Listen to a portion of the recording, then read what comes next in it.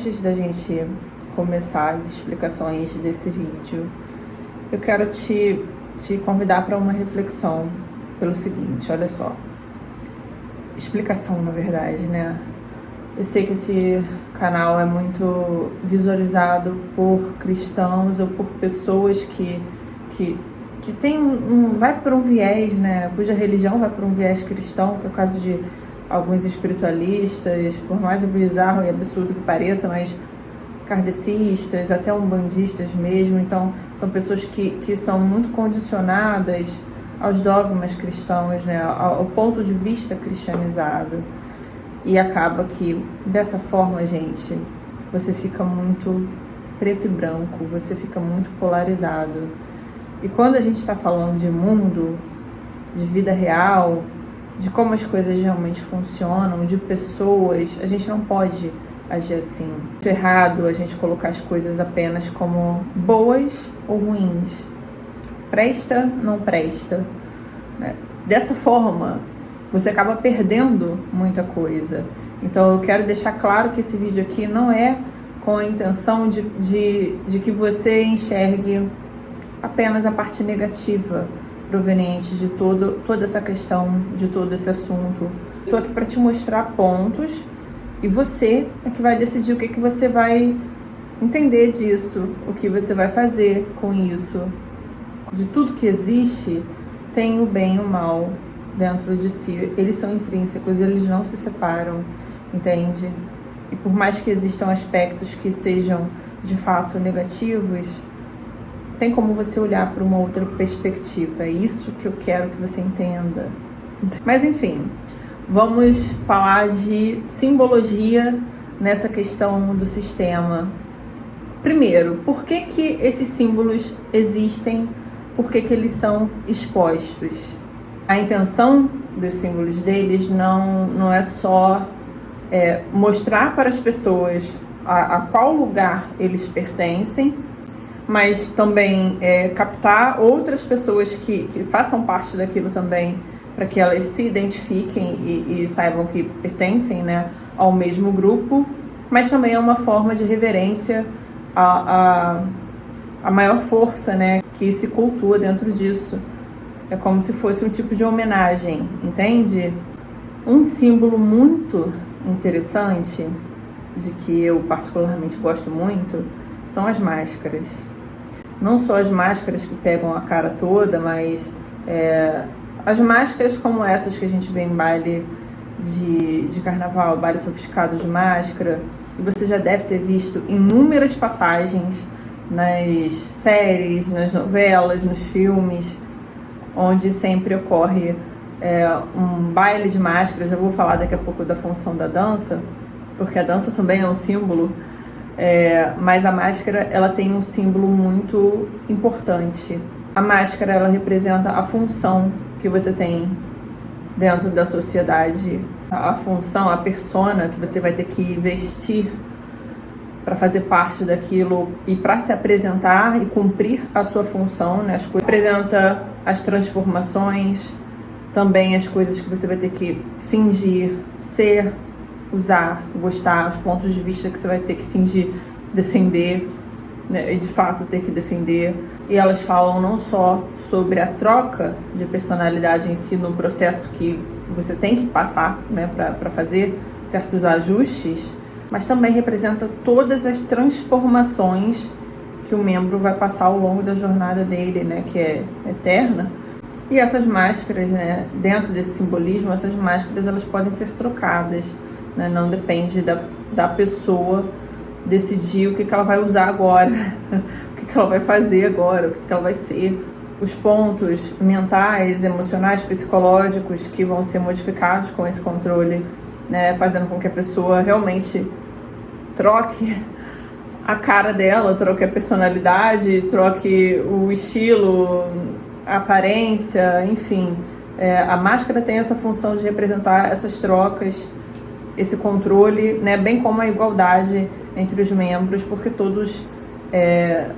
daqui a pouco, quando eu falar do contexto da dança, vocês vão entender como que todos estão inseridos nessa mesma condição. Então, a igualdade, a máscara, sem dúvida, representa a igualdade nesse sentido. Outra coisa que vocês já devem ter visto muito por aí é o sinal de silêncio, né?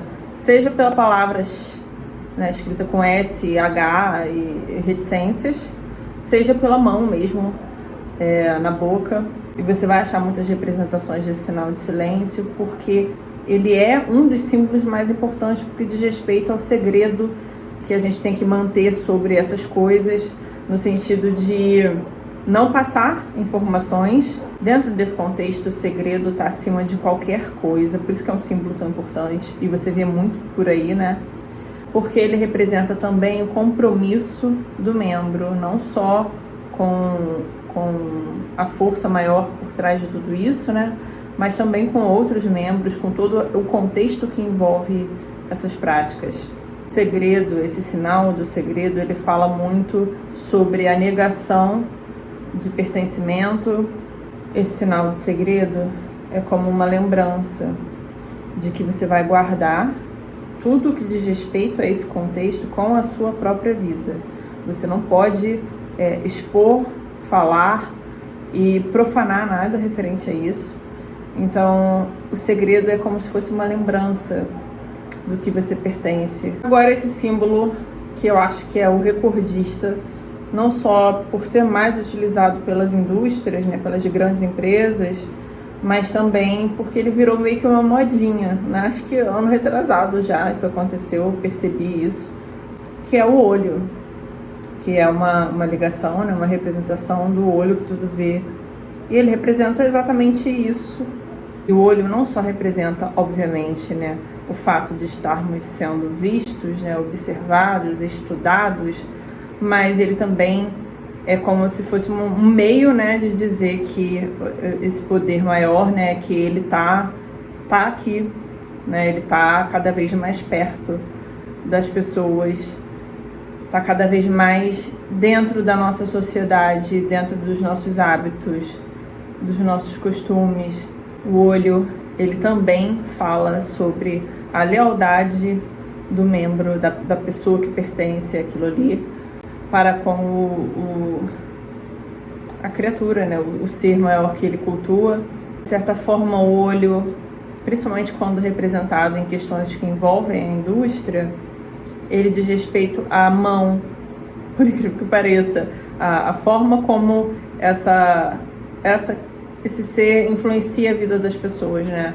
Aonde esse olhar toca. Pode ver que muitas das redes, né, de comunicação, elas têm um olho, ainda que você não enxergue que seja um olho declaradamente, como se fosse um meio de dizer que ele está presente ali, entendeu? Esse também é outro símbolo que super caiu na graça do povo.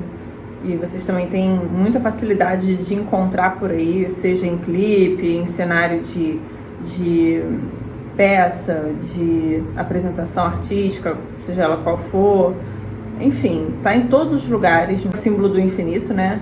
Ele fala muito do pacto em si, uma coisa eterna.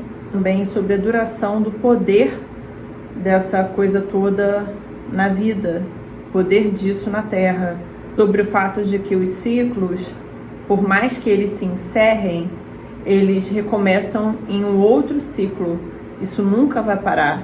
É como se os ciclos de poder, incluindo o poder de dentro dessas questões do sistema, eles não morrem.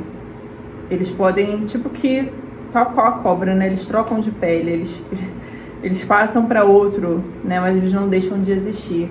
Bem como a força dessa coisa superior na Terra vai estar sempre aqui, está intrínseco, está em tudo, e é eterno, tal qual o símbolo é eterno. Agora um símbolo que eu gosto muito, de verdade, e que tem uma representação muito forte para mim, que é a água, que é um pouco diferente da forma que a gente vê a água em outras religiões, em outras coisas, né?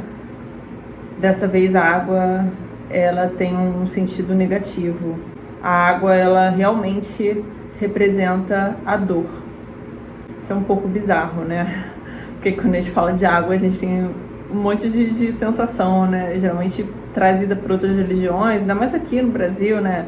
porque a gente está nesse contexto aí de Umbanda, de Candomblé e tudo mais, então a gente vê a água como um ponto de resiliência e de calmaria e tal, só que aqui não funciona assim, não. A água, na verdade, representa o processo, né, e as dores contidas nele, que são muitas. Quando você vê alguém falando sobre a questão da água, seja dizer que a água está caindo, seja dizer que ela está se afogando, ou representar, né, de alguma forma, quando a gente fala em questão de arte cênica, por exemplo, ou questão de série, filme, clipe musical, e você sempre vê uma pessoa se afogando, isso é meio que é isso aí, entendeu? O que acontece? Você realmente se afoga no sentido de dor, de angústia, de desgraça, e é muita coisa pesada que acontece nesse contexto. A água aqui é a destruição, né? É o caos, mas aí que tá. Não necessariamente, e não só a água, né, mas esse processo todo que eu tô falando, ele não necessariamente representa só isso de negativo. O lado bom dessa situação, né, que acontece, de você estar inserida nessa desgraceira aí toda, é que a água também vai limpar a pessoa da vida anterior. É como se a água tivesse a capacidade de refazer aquela pessoa, entendeu? Você não só vai tomar um banho para limpar, mas você vai nascer diferente dentro daquela água. O que vai vir não vai ser mais o que você era antes.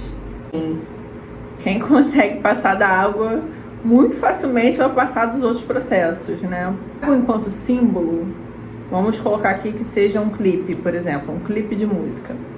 Você vai ver que nesse clipe alguém vai estar se afogando. Isso é muito comum, tá? Significa que a pessoa está no processo, esse processo que eu estou te falando, de dores, onde a pessoa está sendo machucada constantemente, ela está sendo destruída, no sentido praticamente literal, sabe? Assim, não só físico, de modificação, mas também na questão mental, e vários aspectos da vida dessa pessoa estão sendo manipulados e mexidos. Então, ela está realmente morrendo em vida, né? Ela tá morrendo, mas é aí que tá, porque o que vem depois disso, né? Se a pessoa se afogou e ela conseguiu emergir, ela conseguiu voltar, cara, você passa tudo, sabe? O ruim é que esse processo, ele é realmente muito longo. Ele é realmente muito longo. Deus me perdoe que eu ia fazer a piada agora sobre isso, né? Deixa pra lá, fazer não, que é realmente... Não, vou comunicar aqui, né? A comunicação não falar. É que, assim, a questão do afogamento é uma parada tão séria que tem gente que não consegue sair tão cedo e tem gente que realmente não sai, né? A pessoa acaba se afogando literalmente. É desnecessário ter falado isso. Vou fazer outro símbolo, gente, só que esse vídeo vai ficar extremamente longo. Então eu vou dividir, vou passar para outro e daqui a um ano mais ou menos... Brincadeira. Depois eu coloco... os outros símbolos que são bem comuns. Só que aí que tá, veja bem, você consegue perceber como que é sutil? Existem muitos clipes e muitas músicas, por exemplo, que elas falam dessa questão da água, e a pessoa fala que ela não, ou ela mergulhou fundo, ou ela se afogou, ou ela tá com a cabeça embaixo da água, sempre umas coisas assim.